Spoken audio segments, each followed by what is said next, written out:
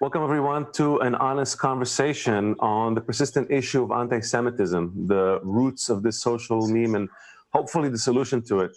Please like, comment, subscribe below if you think these conversations are important.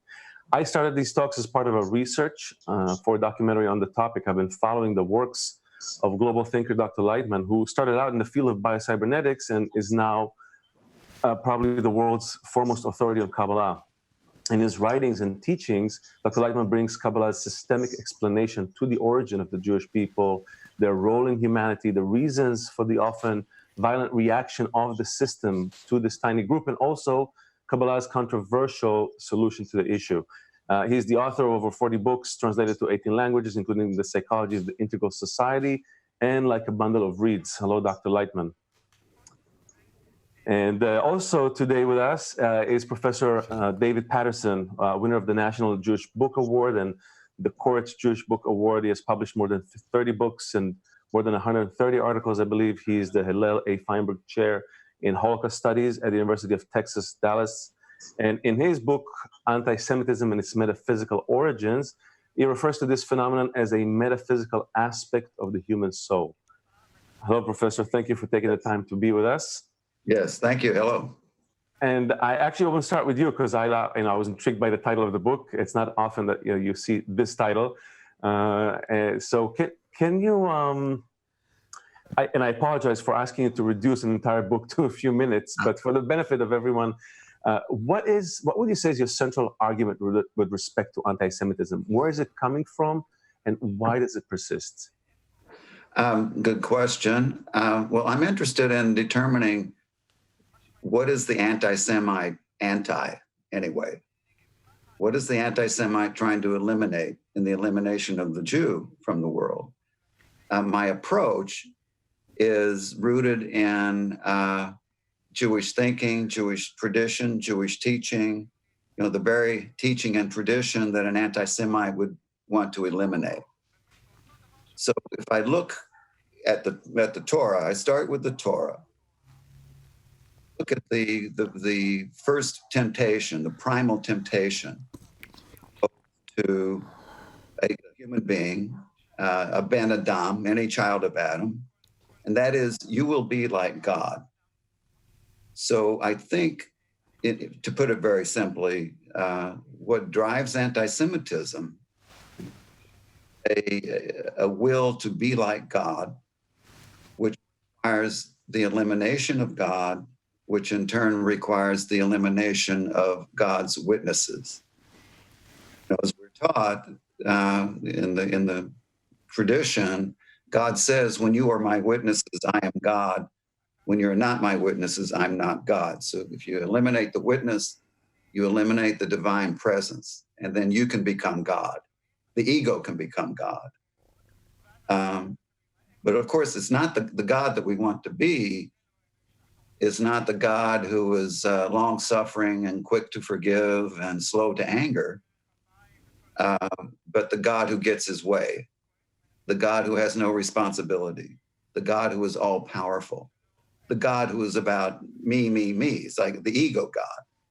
So that's in a nutshell, my premise, my thesis. Yeah. Thank you for this, and I'm interested also to hear, kind of from Kabbalah's perspective, from Dr. Laitman. I heard many times that being Jewish is not a religious thing, it's not an ethnic thing, it's not a nationality, it's not a worldview, but rather it's an expression of a particular desire. Who is the Jew according to Kabbalah, and why does the world have such an unproportional demand to this group of people, with respect to what Professor Patterson just said? The origin of that group called Jews is actually the ancient Babylon.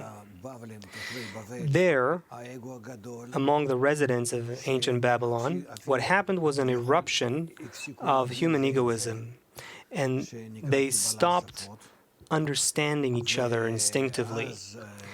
that's symbolized as the medley and confusion of languages. And then a spiritual leader or a priest who was a great leader in that area was Abraham, son of Terach.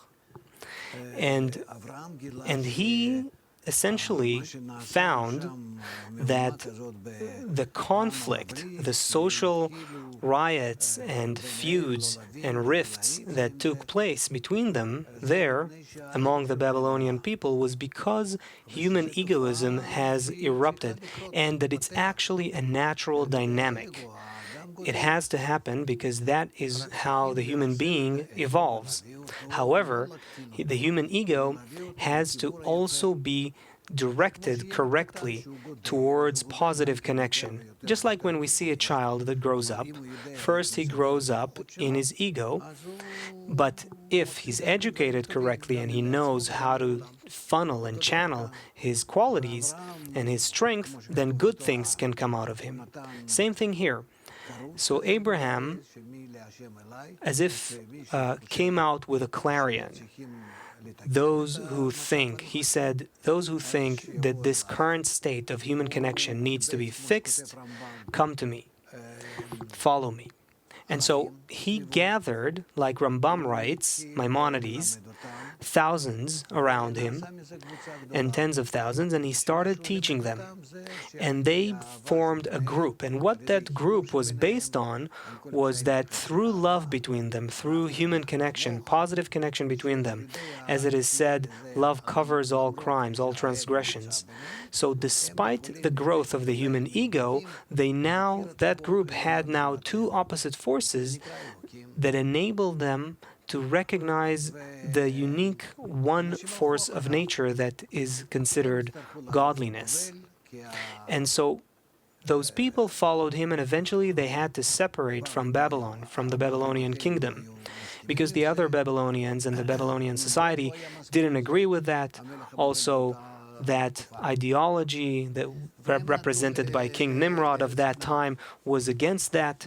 And so they went out of Babylon and moved towards the land of Canaan, which is today's Israel. And so throughout the generations, that group was further and further established, but around a single principle of how human connection can surpass, can ride above the human ego.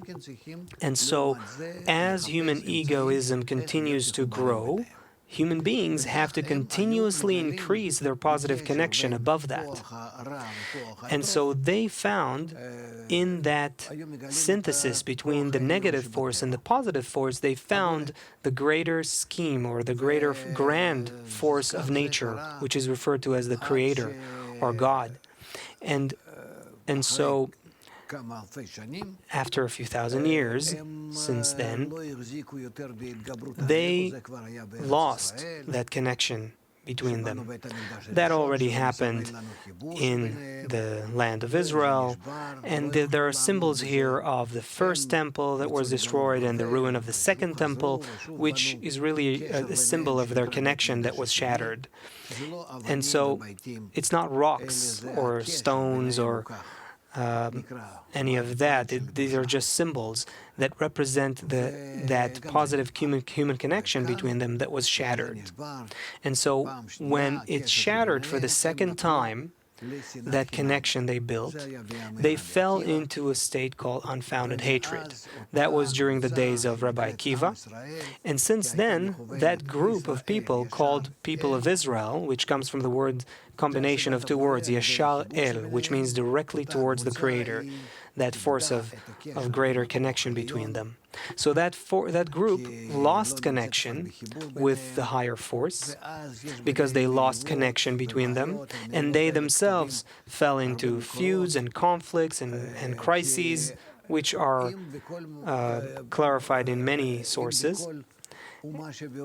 And as opposed to any other regular nation, let's say, in the world, any nation typically has an instinctive kind of connection that comes from some sort of a paternal and maternal figures that essentially procreated the nation. But Abraham's group, that original Abrahamic group, they didn't come from the same mother and father. They came from the various tribes and groups and clans of Babylon. And so they initially did not have a biological common denominator or a genealogical root. They rather connected according to that motto, to that principle that Abraham taught them, which is connection above the human ego.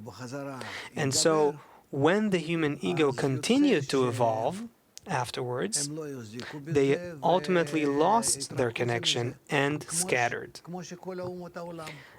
And in that state, they're like all the other nations of the world, stopped feeling their inherent connection and even began to feel dissonance and discord between them. And even wars broke out between them, to the point that they scattered and separated to various factions and groups, and they were scattered all over the place. That's what we know as the exile.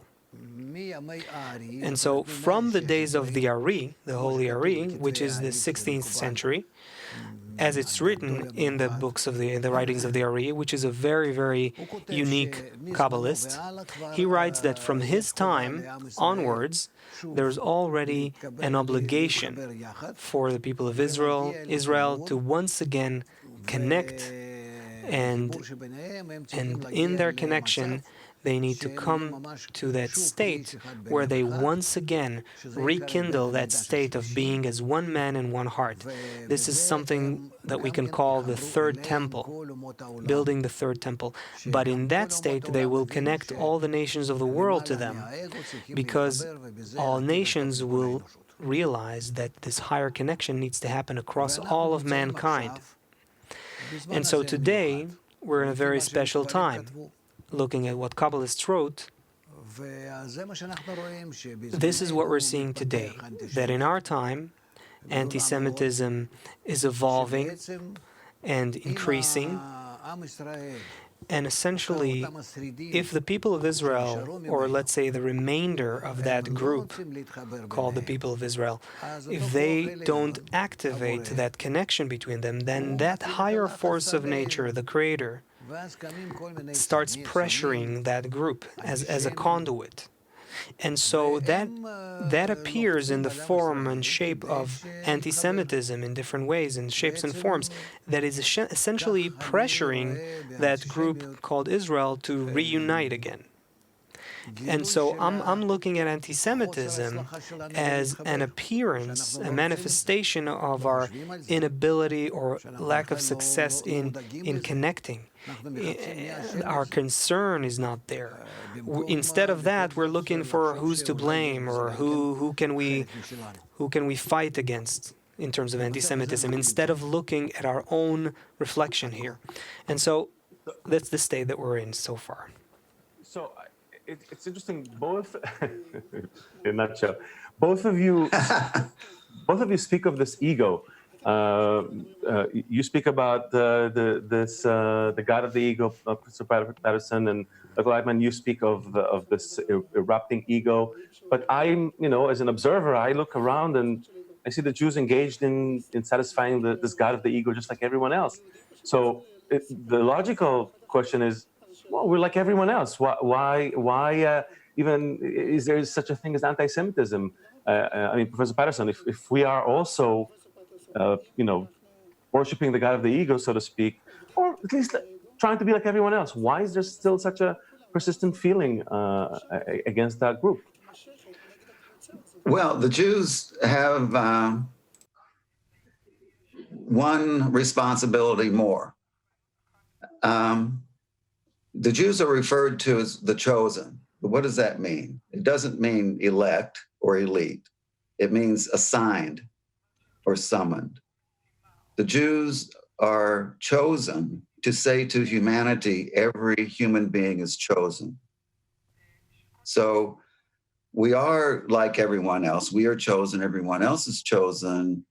But to answer to the summons, to answer to the assignment requires getting rid of the ego.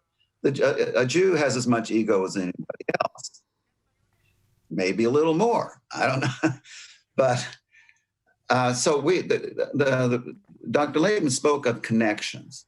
The word mitzvah, commandment, comes from tzavta, the Aramaic word, which means connection.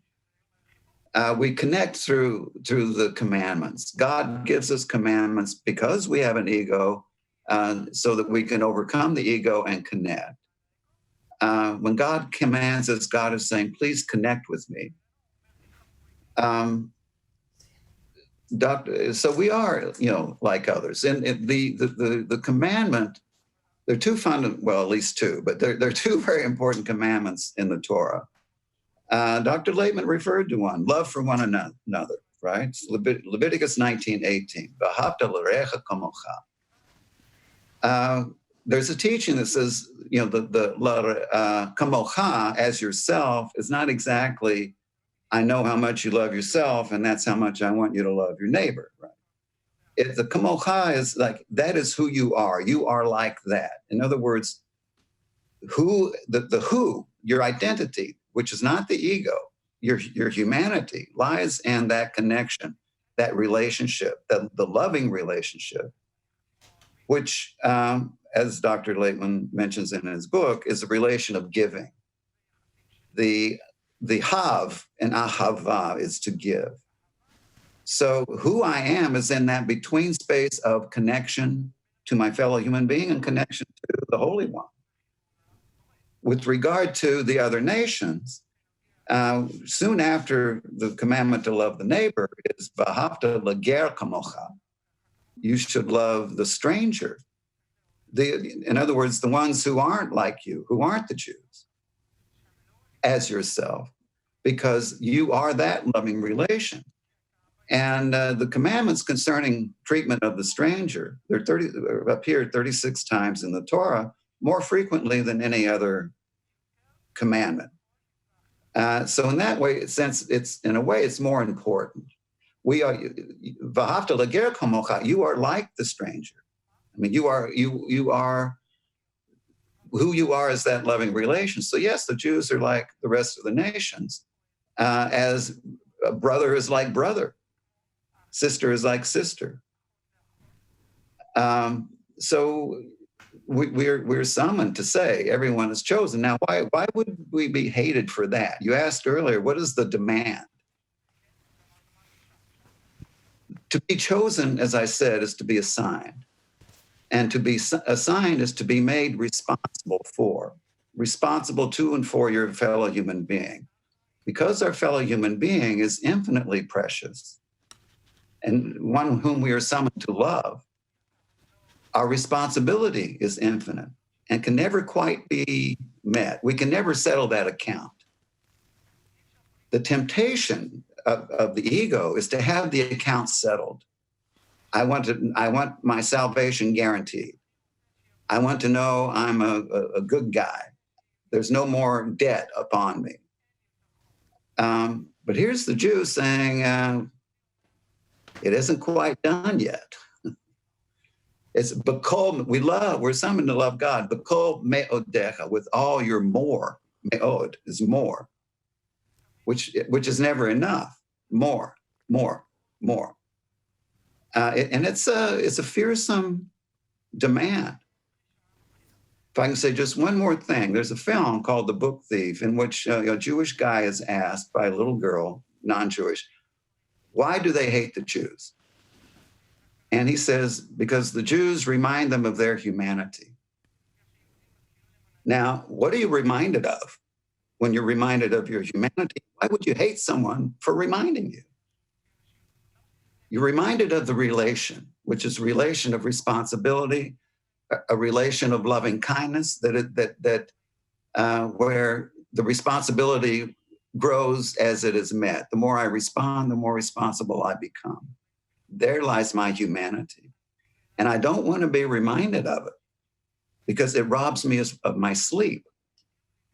the default position of the ego, which is an illusion. I mean, Heschel says the self is a self-delusion, right? The default position of the ego is to hide, like Adam. When he was Ayeka, where are you? He was hiding. We all want to hide. We all want to sleep. We don't want to be shaken out of our sleep. And human history shows that people will kill those who shake them out of their sleep. Yeah, so you're saying that anti-Semitism, this hate for the Jews, really this hate for humanity, to be awakened to this higher calling of humanity, the connection between others. Is this, I'm just curious, before I go back to Dr. Laitman, is this a force that you see working throughout history? Because a lot of people equate it with circumstantial issues, but do you see it as really as a driving force that's been? Well, that's where the metaphysics comes in, right? The metaphysics of anti-Semitism. It has a social, economic, political manifestations, no doubt. But I would speak not so much in terms of a force as in terms of a summons or a voice or a question. It's the ayeka, the question put to Adam, where are you? Of course, the ayeka is from echa, it's how could you? It's what have you done? It's not that God doesn't know where Adam is. Right? And so the variation of that question are two more questions. Where is your brother and what have you done? The two questions put to Cain. So, if the force is the force of a question, then I'm okay with force. But Adam is hiding from a voice, from a who and not a what, from persona. So exactly on that, Dr. Laitman, what is this voice, this creator according to Kabbalah? Because I know Kabbalah doesn't speak of it in religious terms.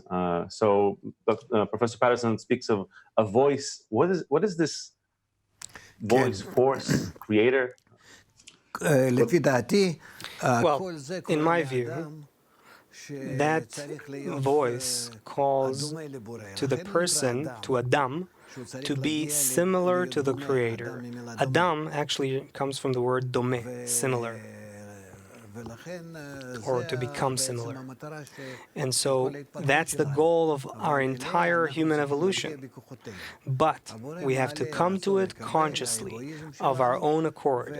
So the Creator, on the one hand, He raises human egoism, and then He expects us to come to a higher level of connection through love thy friend as thyself, and then to the higher degree of love the Creator, love thy God. So all of humanity essentially needs to connect to a single integrated system. And that's something we have to do, to undergo consciously. And because that group of people already went through a certain development, it received that task, that mission. And that's why there's pressure on this group, both from the higher system, from above, and from all the nations, that they feel somehow, somewhat dependent on that group. They themselves don't know why, and most Jews themselves don't know why it's happening.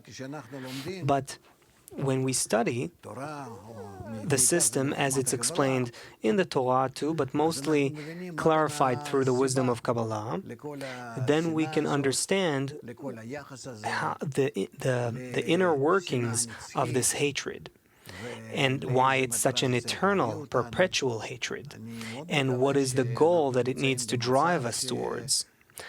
I'm hoping that we're coming soon to a point where we'll be able to show to all the nations of the world, to reveal the truth, to reveal what actually is happening here, why that hatred exists. Because hatred by itself will not solve anything. Why do these opposite forces exist? And why do they not know what they want from each other? All in all is an evolution of rising above the ego and connecting. And that's why education becomes paramount here. And especially that group called the people of Israel needs to realize that they have to initiate it. They have to activate that mechanism of human connection, and the method for it also is detailed in the wisdom of Kabbalah. And once they realize that connection, they will gradually first realize it among themselves. First, create this, recreate that connection among the Jewish people. And even just by doing that, it will already radiate to the world, and the whole world will begin to follow towards that connection. That's the meaning of being light unto the nations. I'm hopeful that we will somehow move towards this mission, but unfortunately, it's still hard to see that it's happening, whether it's in Israel or in America. I'm barely seeing people willing, and Jewish people, or people in general, willing to hear about it. That's a big problem. Maybe Professor Patterson has some advice or insights how to solve this, but I'd be happy to hear anything. In that regards, I feel helpless, because even though I'm seeing what's happening in the world and things are unfolding just like we've been discussing in the last 2 decades, but as it's now happening, and this wave and this fire of anti-Semitism is starting to blaze again and starting to spread around the world, I feel very, very powerless, and it's hard to see how we can deal with this situation. So I'm looking for advice. I'm curious. I mean, you both talk about the Jews being assigned this role, a responsibility, a role. To me, and I'm speaking with people on the outside, people have like a knee-jerk reaction against it. No, what do you mean assigned? What do you mean special? Like they can't go beyond that. And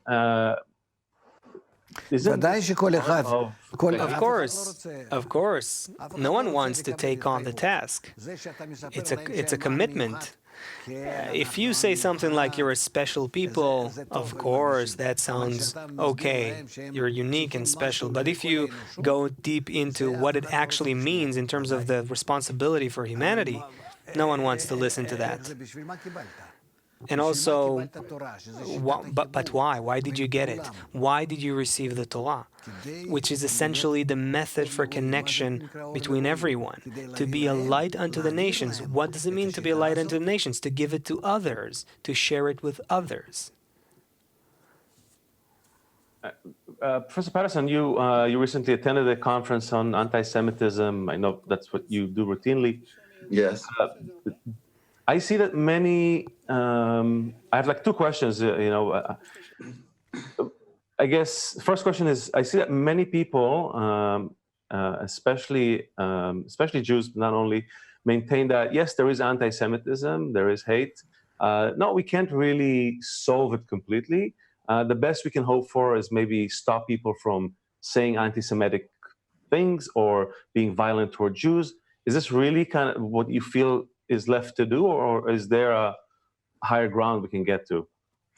Well, I think there is a higher ground, a higher mission, a higher aspiration. Dr. Laitman mentioned the importance of education. Education entails much more than providing information. The education entails engendering a capacity to see the face of the other human being, to see the humanity in the other human being. What does that mean? The evil of anti-Semitism is a blindness to seeing the humanity in the other person, Jew or otherwise. It's the plague of darkness, the choshech, right? The darkness that plagued the Egyptians, which is described as a darkness in which no man could see the face of his brother. No man could see the sanctity of his fellow human being. Now, so education, getting back to that, is chinuch, which means sanctification or dedication and education. Education of a child, dedication of the temple, as in Hanukkah, and the sanctification of a home. There's a Kabbalist, the Rabbi Kalanimus Kalmish Shapira, who discusses these links. He was known as the Rebbe of the Warsaw Ghetto. So education, as I said, is not about information. It's about acquiring a vision of the holiness of the other human. It's about acquiring a capacity to say, Hineni, here I am for you. One way to engage that is to cultivate dialogue, talking to one another, listening to one another. You know, a human being in Jewish tradition is a medaber, right? A speaking being. I would say a human being is also a listening being. It lies in to listen to another person is to gradually come to see the face, the humanity, the dearness of that other person. And what do you see when you see that? When you to behold the face of the other person is to receive a commandment, starting with lo tirtzach, do not murder, which goes on to love, not only not murder, but love. The anti-Semite who would get rid of God has to get rid of the commandment not to murder. In fact, the Zohar tells us that Anochi Hashem, I am the Lord God, means lo tirtzach, do not murder. So you get rid of God, you get rid of the prohibition against murder, and then there's no limiting principle left.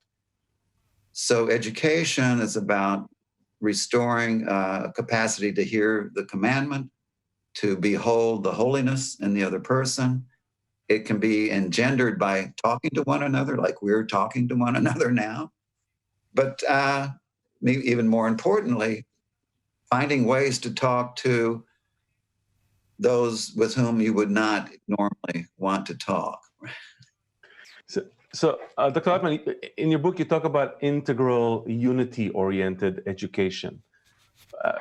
What is that, and does that mean that people have to go back to school? How do you see it play out? Well, yeah. When I refer to integral education, what I mean is that, yes, human beings need to be as if re-educated, and I'm talking children and adults alike. What we need to learn is something that we don't have. When I refer to integral education, I mean learning how we can be compatible with the system of nature that surrounds us. That greater system of nature, or godliness, is a round system. We are all parts of a collective soul, a collective entity, and we have to match that entity through in the connections between us. That means we have to rise above the fights between us. We have to all contribute to our common connection, and that requires education. Now, that education system actually exists. The principles of it also are very much laid out in the wisdom of Kabbalah. When I discovered it, I was amazed, and it's quite what the amazing thing is to think about how people in ancient times existed that way. To some extent, before at the time of the first temple and the second temple, until it was shattered. We have to rekindle that kind of social education and social unity. And to revive it and enliven it is the work we have to do. And I very much hope that we'll succeed, but we're going to have to educate everyone. It's not children at school. It's a matter of social education, of the social climate. We're coming to a point also that human society will not be able to continue and survive the way it is right now if we don't do that. And so as soon as we begin to embrace this kind of social education, we will also see, if we do this as a group, we will begin to see how it also permeates the nations of the world. And that's because all of humanity is interconnected. And we, as hubs, spread and radiate it. And so that will make nations of the world and people in the world feel inclined towards that human connection. And that's the meaning of light unto the nations in that human network.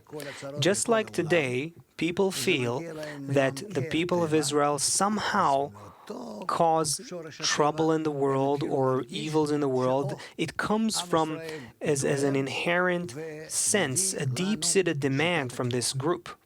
And in the same way, if we'll begin to implement this education, people will begin to demand that connection from us.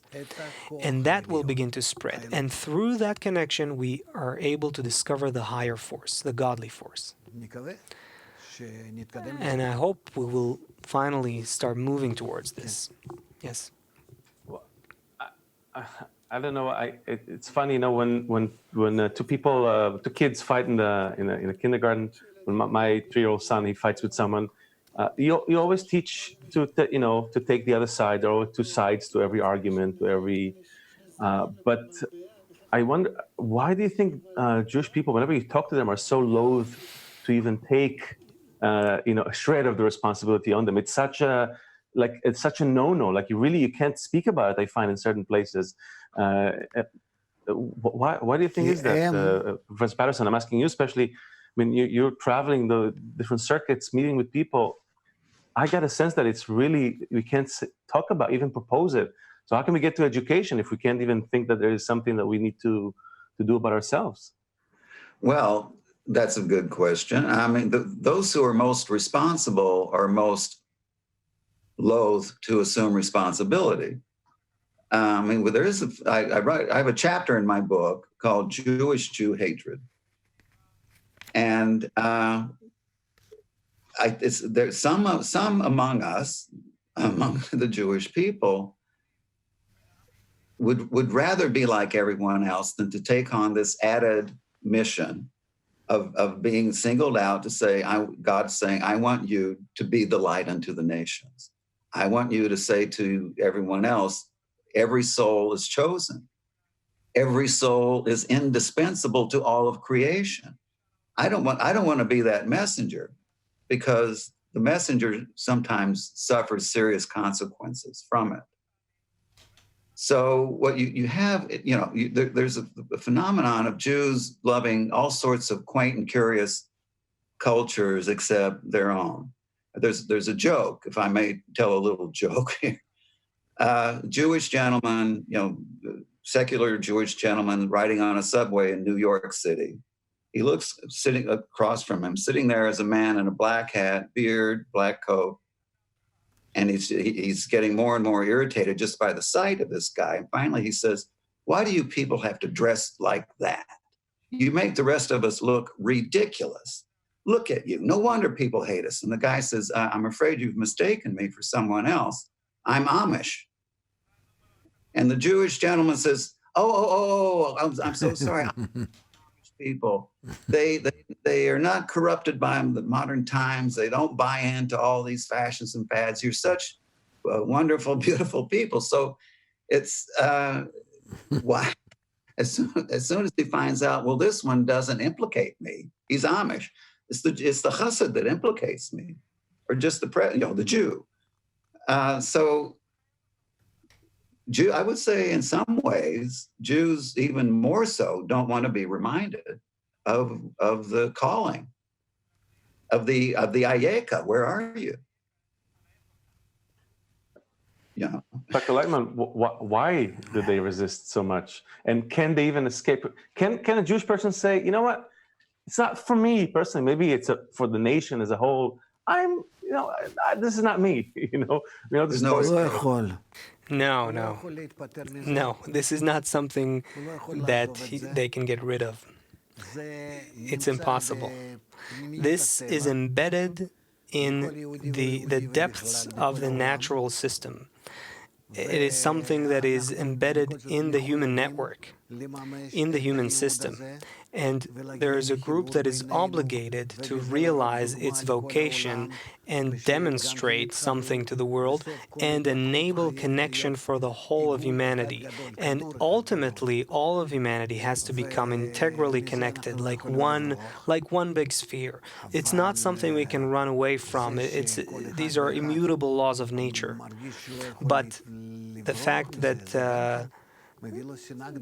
that sense, that deeper, that subconscious sense that I cannot run away from it, is what creates such a resistance to it. Look, just envision this picture. We were all connected. We went through a shattering. All of us were connected. We were united as one man and one heart. That group of Israel was connected about 3,000 years ago. And in the time of the prophets also. And so after that, that inner connection was just broken, was torn. And now we're not just like any other people. Him against him, this one against the other one. No, there's a specific shattering that takes place between us. Something that comes instead of that love that was between us. That's why there's unfounded hatred between us. It's a different thing. Look at how much Jews are happy to scatter and run away to every place in the world. If we were not pressured and persecuted, Jews would not find themselves together at all. They would just be repelled from each other because it's a force of the shattering that works between them. And only because that pressure of anti-Semitism that is being cultivated by the upper force, it's in order to regroup us together. It's a higher force. And so there is only ultimately one force that's working in the whole system. And that's why eventually you see Jews collected in groups together, whether it's in Israel or in America or in Europe. If not for the upper force pressuring us through different events in history and persecution and anti-Semitism, we would dissolve and try our best to assimilate ourselves in everyone and everywhere to the point that we would just completely dissolve. We would all completely assimilate.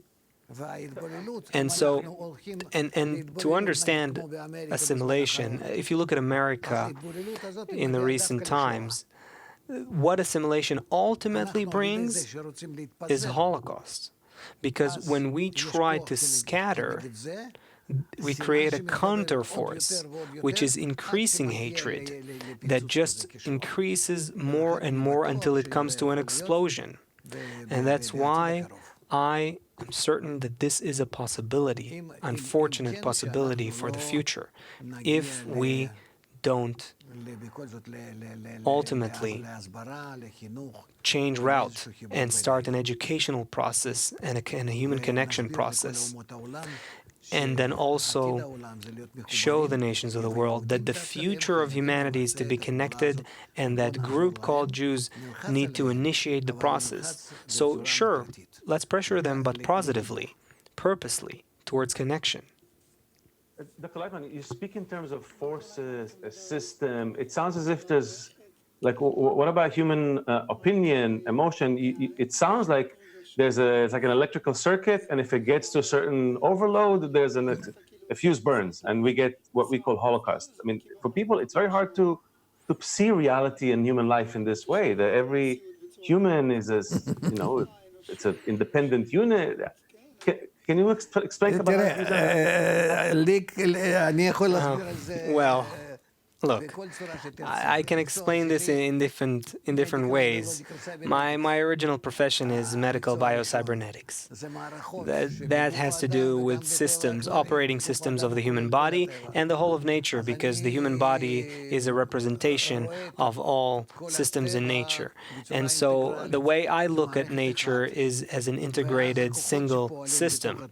And so there are different forces and counterforces working in that system, and I see how they come together and coalesce. And to me, it's very clear that you have to have a negative force and you have to have a positive force, and they both work together, achieving higher and higher levels of balance.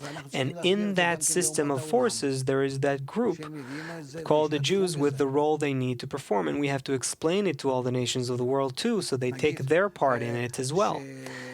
For example, as part of what we're doing with my organization, there are hundreds of thousands of people all around the world, in all languages and cultures and races, and everyone can take part in that study, and they all come to our conventions and to our studies, and they see it. And again, these are people from China, Japan, the Far East, South America, North America, Europe, Africa, Israel, Russia, Siberia even. Everywhere. All continents and all places. People today are gradually beginning to see that there is something rational in this. It's not about blind faith. This is something that connects to nature itself. And some people are beginning to see this and see that reality works this way. And then it speaks to some people. So the Holocaust isn't a thing we may necessarily fight directly, but rather something we have to deal with by playing a certain role in the system, by kind of working within the system. Is this something you also feel, Professor Patterson, or is this something that well, the Holocaust, you've opened up a large topic with the Holocaust, or we've opened that up. I understand and sympathize with what Dr. Laitman's saying. The only thing that makes me a little nervous, although I know it isn't intended this way, that is that when you speak of forces, you might mitigate agency. In other words, people are responsible for what they decide to do. Sometimes, my students ask me what made Hitler do it, and I said, my answer is usually nothing made him do it. He decided to do it. He's responsible, right? So, yes, when Jews assimilate, and looking back, it's a process of imitating those who would become their murderers. Yes, it opens the way to evil. But still, the murderer is responsible for the murder, not the victim. And I'm sure Dr. Laitman would not take issue with that. But when you look at the Holocaust, I mean, it's a major, extreme example of what happens when somebody sets out to get rid of the God of Abraham, Isaac, and Jacob, which is actually how the Nazis specifically described what they were doing. That one of their ideologues named Alfred Rosenberg says that it's not Jewish blood that poisons the Aryan spirit, it's Judaism. It's the God of Abraham, Isaac, and Jacob. And the Jews represent, the teaching and traditions of Abraham, Isaac, and Jacob. So to put this a little differently, in the case of the Holocaust, you have Nazis, you have anti-Semites who in this case, they were not anti-Semites because they were racist. They were racist because they were anti-Semites. In other words, they have to establish an anti-Semitic premise or outlook in order to arrive at a racist ideology. they have to think that they have to change the nature of their thinking and not just the content. So when we, if I can shift just a little, when we speak of nature, a Jewish understanding of nature, certainly a Kabbalistic understanding of nature, is rather different from a Hellenistic understanding of nature. In other words, every subatomic particle of nature contains the divine spark from a Kabbalistic point of view, contains the word of God, is spoken into being, and is sustained at every instant by God speaking. So there is a divine spark. There's Torah in nature, right? God the creator, Elohim, is with the gematria is the same as Elohim is the same as Hateva, the nature, right? Mm-hmm. So yeah, there's a connection. But that, I think for many people, including Jews, that understanding of nature, if we invoke nature, it has to be explained and clarified. It isn't, it's not just the nature that you look at through a telescope or a microscope, it's the nature that you listen to. The spark is a voice. The spark is the word. And therefore, it's about a relationship. Nachmanides, one of the great Kabbalists, 13th century, says that when we read Bereshit bara, in the beginning created, according to Nachmanides, bara is a cognative brit, covenant. So the movement of creation is a movement into a covenantal relation. The Zohar says, reading Bereshit bara Elokim et ha, in the beginning God created et ha shemayim et ha'aretz. The et ha is ata, you. In the beginning God created the you, the relationship, the connection. So yes, the Holocaust collapses when the relationship happens, when the relationship collapses. And the Nazis systematically assaulted the human-to-human relationship because they knew that's where the soul draws its breath, in that between space. So Primo Levi described Auschwitz, Primo Levi, famous survivor, described Auschwitz as a realm in which every man was ferociously alone.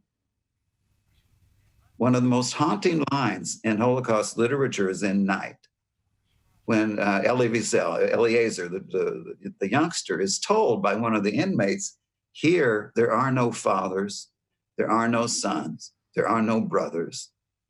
Every one of us lives and dies alone. What plagues modernity or post-modernity is that our way of thinking is isolating. Our social media is isolating. It's me and my phone. Facebook is the opposite of the face. So as each of us becomes more and more isolated, anti-Semitism has more and more room to spread. So the challenge, and it's a daunting one, is to overcome this radical isolation in a realm in which everything conspires to increase the isolation. It is, and for those of us who have children, you have children. Our children, and I just became a grandfather. Our children, our grandchildren,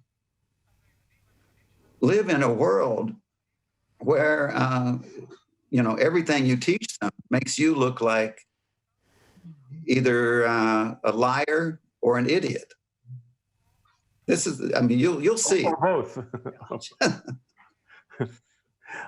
I mean, this is opening up. I want to, before we close, Dr. Laitman, maybe can you give us the other side of this equation? We talk about connection. I know in Kabbalah we talk about this connection with the divine. Professor Patterson described it. Can you maybe share with what is this connection about? What is that connection? What is life in that connection? Is Kabbalah have a picture of that? Well, the picture is actually quite simple. It's difficult to attain it, but the formula is very simple. When people who are so different, so opposite, so disconnected in their views, in their opinions, in how they see the world, when they nevertheless make an effort to connect, they receive, they embrace a higher force of nature, a force of unity, a force of connection. And that means that godliness appears in them, dwells in them. They begin to feel that this force wants to appear in them, and that they can sense it and rise even above this worldly life and death, and feel how all of reality is part of that force. All of it, the entry to all of this, is the connection between human beings. And that's what that higher force wants, so to speak. It wants to appear in the created beings. And that's what we need to achieve. And according to all the writings of the Kabbalists, we're coming to a time, we're coming to a point where humanity is capable of doing that. And that's why all the states that we're going through today are very vital, very important. We can have tremendous success. We have a possibility to connect with divinity, to connect with godliness, or, God forbid, that we will once again find ourselves in a horrible shattering, and yes, even a Holocaust and a third world war, and we'll have to go through a terrible detour in this whole history. So I'm very hopeful that with such special people like Professor Patterson, that we will somehow be able to explain to the world that there is a way, and there is a higher, better, greater thing than hatred. Are you optimistic, Mr. Patterson? Actually, I am. For many years, I have worked with students, undergraduate and graduate students, in Jewish studies and Holocaust studies. The vast majority of my students, I've had in my time hundreds, I would say 98% are not Jewish.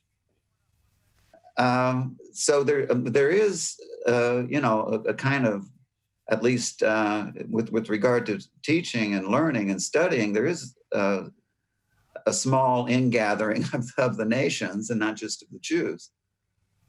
I see not only more and more interest in, what Jews have to say, what the Jewish tradition has to say, if not the Jews, but what Jewish tradition has to say, also among Jews, but among Jews and non-Jews. So I am optimistic. On occasion when I speak about things like Israeli-Palestinian issues, somebody will ask me, "Do you think it's hopeless?" And I say, whatever I may think, I have to act like it isn't hopeless. Otherwise, it is hopeless. So I have to act optimistically, and in fact, about this, I am optimistic. We are taught that that the Messiah will come either on wings of eagles or riding on an ass. Right? There are two times. God will come in a time of great goodness or a time of great evil.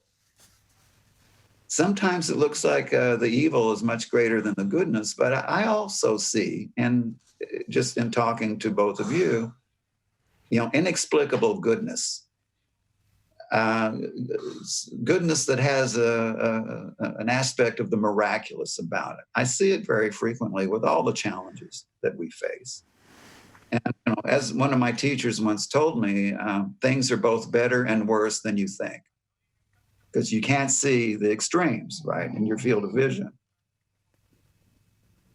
So I still get up in the morning and say the Modeh Ani, thank you, God. I still think gratitude is essential to making all this happen. After all, a Yehudi A Jew is someone who is grateful. Yes. So engendering gratitude is one of the things I try to do. So yeah, I'm very hopeful, very optimistic.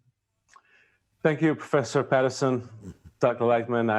It was like music to hear like two people from different places speak such about these ideas in such a similar way. It was beautiful.